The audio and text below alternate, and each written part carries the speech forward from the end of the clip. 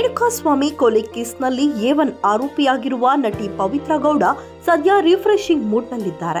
ಇಷ್ಟು ದಿನ ವಿವಿಧ ದೇಗುಲಗಳು ಹಾಗೂ ಮಹಾಕುಂಭಮೇಳಕ್ಕೆ ತೆರಳಿ ವಿಶೇಷ ಪೂಜೆ ನೆರವೇರಿಸಿದ್ದ ಪವಿ ಈಗ ತಮ್ಮ ಬಿಸ್ನೆಸ್ ಕಡೆ ಮುಖ ಮಾಡಿದ್ದಾರೆ. ಇವತ್ತು ವ್ಯಾಲೆಂಟೈನ್ಸ್ ಡೇ.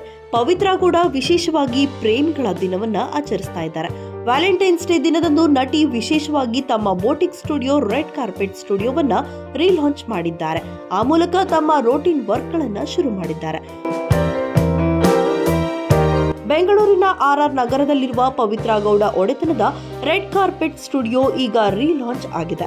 ಕೊಲೆ ಪ್ರಕರಣದಲ್ಲಿ ಜೈಲು ಸೇರಿದ ನಂತರ ರೆಡ್ ಕಾರ್ಪೆಟ್ ಬಂದ್ ಆಗಿತ್ತು.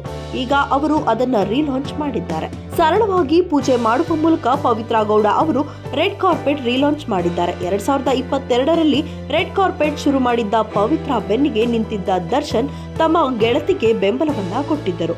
ಕೊಲೆ ಪ್ರಕರಣದ ನಂತರ ಏಕಾಂಗಿಯಾಗಿ ರೆಡ್ ಕಾರ್ಪೆಟ್ ನಲ್ಲಿರುವ ಪವಿತ್ರ ಗೌಡ ಈಗ ಅದನ್ನ ರೀಲಾಂಚ್ ಮಾಡಿದ್ದಾರೆ. ಈ ಮೂಲಕ ಮತ್ತೆ ತಮ್ಮ ಬಿಸ್ನೆಸ್ ಸಕ್ಸಸ್ಫುಲ್ ಆಗಿ ರನ್ ಮಾಡುವ ಭರವಸೆಯಲ್ಲಿದ್ದಾರೆ.